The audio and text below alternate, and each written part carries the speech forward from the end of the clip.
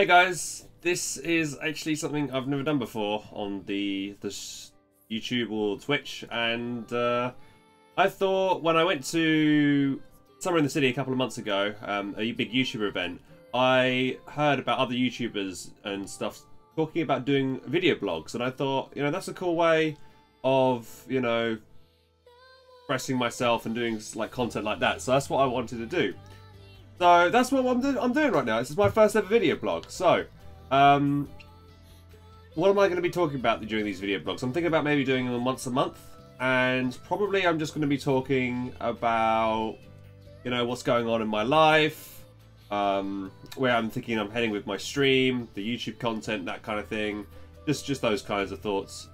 So what's happening right now is that, as some of you may know, the biggest tournament ever for Company Heroes 2 was just announced recently. It's about $20,000, and the first place prize guys win $5,000 each, and even third place gets at least $1,000 each as well. So myself and DevM, or DevM and I really, we got second in the last tournament called the Ultimate Team Tournament.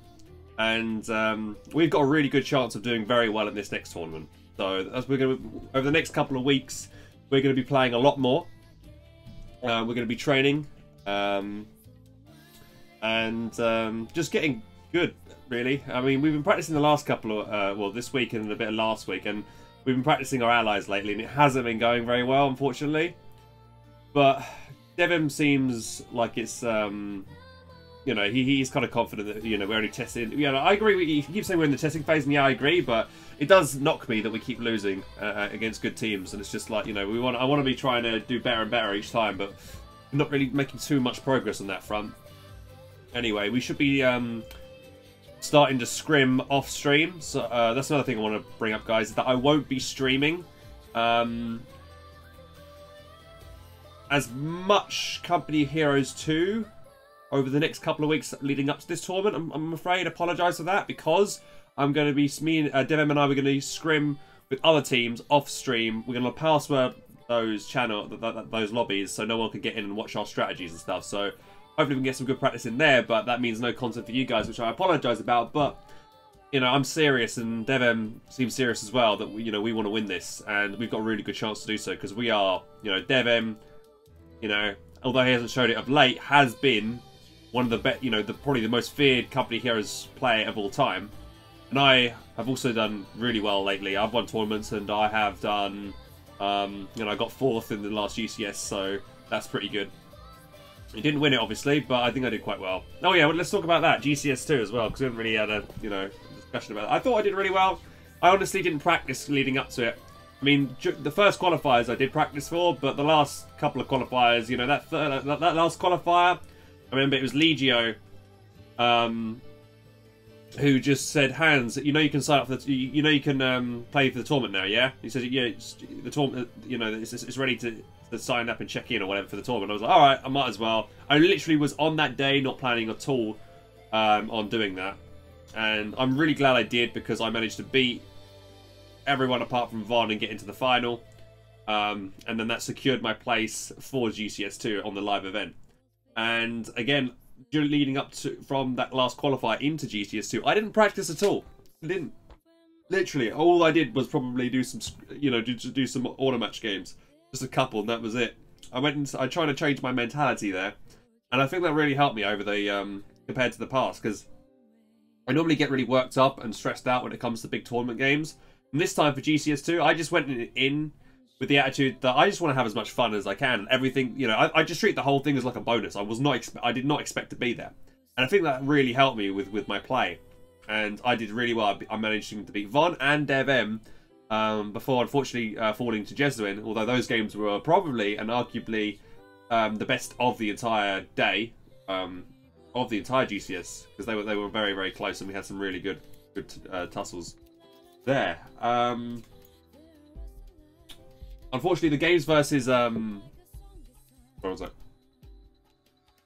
Oh, I love tea. The games versus Devin weren't cast, but I think Tightrope actually casted them the replays and put them up on his YouTube channel. So you should go watch them there. I might actually cast them myself as well, just at a later point, because there were some really good games. Especially the first one when I played Americans versus his Austin. It was very close. He had like a Vet 3 Sniper, and a Vet 3 Pershing. I think he had a Vet 3 Tiger as well. It was like nuts. So, and it was down to the wire that game.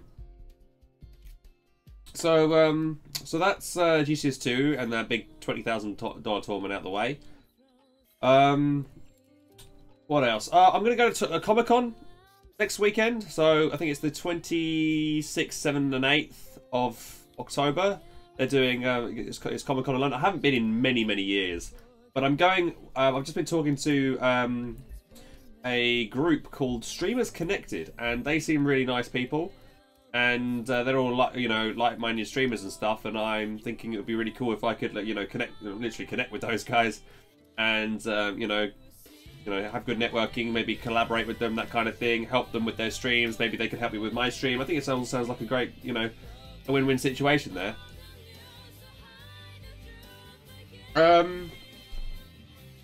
You probably also, I just want to talk about Foxhole as well, actually. I still like Foxhole. A lot of you might, I know a lot of my co-fans are like, Hans, Foxhole's crap.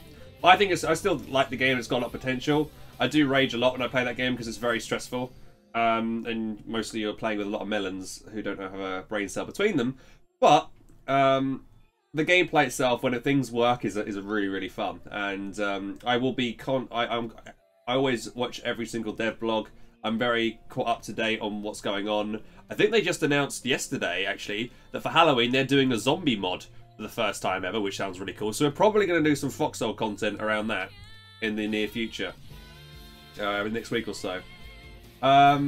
But yeah, rest assured that I still really like Foxhole, and I will definitely be wanting to do more content and stuff for that as the game progresses. Because it's still like alpha, it's like 0.17 at the moment. Will be 0.18 soon in terms of the patches. So it's not even like 1.0 is when the game's fully released. So basically, on that assumption, it is what 17% done. Right. So what else? I've also got Sudden Strike 4, guys. I've been talking to Calypso Media, the publishers behind Sudden Strike 4, and they are really on board with me trying to help them out with publicising that game. They've given me, I should have some keys to give away for that game. So, and I played all of Sudden Strike 4. I think the game is really good, actually, and it's not too expensive either as well on Steam. I think it's about 20 quid or something. Let me have a quick look while I keep talking. Sudden Strike 4, all the way down here, isn't it? No, it's not. It's up top. There we go. Full page. So I got the Africa. So I'm getting the Africa DLC. There's a Finnish DLC, and there's Road to Dunkirk as well. And that's like 6 or 7. No, that's probably about almost 10 missions of content that I haven't done yet. I think it's really good. So it's it's actually £40. Quite a lot, actually. And the DLC is all about £7 each. Well, that is expensive, yes. So I'd probably recommend picking this game up once it's on sale, because it's because the game's been out since August of 2017, so it's been out over a year. And I imagine it'll be on sale again soon. So definitely, but this game is definitely worth picking up on sale. It's good, it's fun, I enjoyed it. Not really competitive though, and the multiplayer seems dead, but I think it's a good fun game. Sudden Strike 4. This game here, Sudden Strike 4. So, what else do we talk about? Oh, Twitchcon. I wanted to go to Twitchcon, guys, but unfortunately, it's like when I decided that I wanted to go, and it was like it was like a month ago. It was still really too short notice, and I'd be paid like at least over £1,000 for flight fee, for the flight ticket. And then I've got to worry about accommodation, travel to and from the venue. I know because I met Ian and Joel again at EGX last month, which was really good. Oh, I'll talk about that as well. EGX Insomnia and stuff. The events also I went to. And those guys are really cool. Joel is a developer on Space Engineer, if any of you guys play that. And they also play Star Citizens, that kind of thing. I think Maya introduced me to them. And yeah, it was good. Yeah, he anyway. The point is that they offered me a place to stay with them at their place, and I was thinking about it. But then when I decided that maybe I wanted to go, they already had the couch left, so I was like, I don't really fancy sleeping on a couch for like 3 or 4 days for an event. I'd rather sleep in a bed. So, and then I mean, they did offer travel to and from the venue, which is very, very nice of them, and even obviously giving, you know, letting me to stay on the couch is also, you know, really, really nice. But you know, if I'm gonna travel all the way over to San Jose, I'm gonna want to, you know, have a little bit of luxury, you know, in with a nice bed or whatever. So yeah, for TwitchCon, I'll definitely be going to the next one.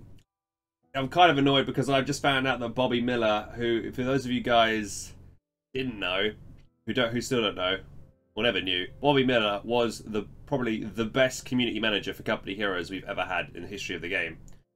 He was a really cool guy, and he was the community manager with THQ at the time. And when THQ went bust, he lost his job, which is obviously pretty sad.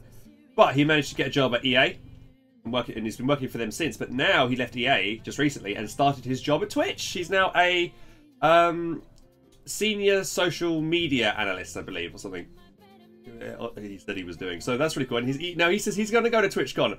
I was like, God damn it, I want to go to TwitchCon now. So that really sucks. And I'd love to have gone this year. I really should. It's my own fault, really. I should have booked it long time ago, so everything would have been a lot cheaper. But I'm definitely, next year, I will be going to... I believe there's going to be TwitchCon in Europe next year. And I don't know if there's going to be one in the States as well. I'll try and attend both if possible. And I'll make sure I'll try and book super early. As soon as I know when the next TwitchCon is, I'm booking my I'm booking my flight and my hotel and shit all like as soon as possible. So you know, like a whole year in advance, because I really want to go. And every time I've seen TwitchCon, everyone always tells me how much fun they've had. But I mean, to be fair, guys, I could probably book now still. Like TwitchCon is what, next week. However, now I've just realised that TwitchCon and Comic-Con London overlap. They're both on the same weekend, which sucks. So I've kind of decided that, you know, this time I'm going to go to this MCM Comic-Con, and then next year I will definitely go to, hopefully both TwitchCons, depending on how expensive it's going to be. But it shouldn't be if I book a year in advance, it should be all right. So yeah, let's talk about EGX Insomnia. So last month in September, I went to both those events, and yeah, they were great. I went there both with Overclockers, who most of you probably know. If you don't know who Overclockers, they are one of the biggest UK-based gaming PC sellers, kind of thing. They send all kind of things. They make custom PCs, that kind of thing, and sell you all kinds of the parts and hardware. And they're very, very good. And my current PC, before being partnered with them, I bought my PC for them 2 years ago, and I'm still using it right now, and it's had no problems with it. It's been great. So, yeah. So that was all fun. Yeah, it was great working with the guys. They're all a bunch of lads. You know, it doesn't feel like everyone's just there doing their job, but they're also like enjoying it as well, which is nice to see. It's, you know, it brings a fresh, nice breath of fresh air when it comes to seeing people who enjoy their job. You know, rather than people be like, oh, here we go, I got just, it's another grind. They all seem like they wanted to be there, which is great. You know, they're all pleasant, really pleasant people to work with, and and I was able to stream at their booth and stuff as well. With some good bar mum. Probably cut that from the video. So yeah, that was all good. So I met a load of contacts there as well. So I met people from... I spoke to people from PC Scan, Ilyama, the Monitor guys. I'm probably butchering the pronunciation of that. Zotac, PC Scan, Corsair, Logitech. Yeah, really, and Cooler Masters as well. Actually, I might... Watch this space, the guys. I've been talking to Cooler Masters, actually, and those talk. Out of everybody I've been spoken to, those talks are going quite well. So I may, in the future, be sponsored by Cooler Masters soon, which would be very cool. Getting some proper hardware and stuff from them would be sick. You know, I'm hoping, guys, to get a not on GTX, an RTX 2080 Ti in time for Battlefield 5. I want that cool ray tracing. So, also, Creative Assembly have just announced the Vampire Coast DLC for Total Warhammer 2. I'm really excited for that. I recently watched some of the footage of the army roster, and they do look really sick. So I'll be definitely playing that. We actually recently on stream started to play. We started to redo our Skaven campaign, and just trying to get back in the swing of Warhammer because I've not played in about half a year. Still love the game though. Still really enjoy it. I have also just unsubscribed from my WoW subscription, even though I just changed servers. Play with my sister's boyfriend and also Jambaz, and their guild. But I don't know, I'm just not feeling it again. Every time I play WoW, guys, it's just same shit. You play until you level up, then you do a little bit of the dungeons, and then you're like, oh, I'm bored now. I can't be bothered to do all these dungeons a million times just to get higher level gear. I really can't be bothered. So one other thing is that Halloween is around the corner, and every year we always play some kind of horror game on Halloween, and we have never played Evil Within, none of the Evil Within games, and there's a new game called Visage on Steam, which apparently everyone's going crazy about because it's super scary. So we'll probably play one of those two games and see how that goes. We've also recently tried playing Overkill's The Walking Dead, and I'm not convinced that that game is something I'm going to be streaming, to be honest. It's okay, but it's not good enough. It feels like there's so many problems with it, unfortunately. But, you know, it might get me good eventually after it's had a lot of work done to it, but I'm not sure. We've also played...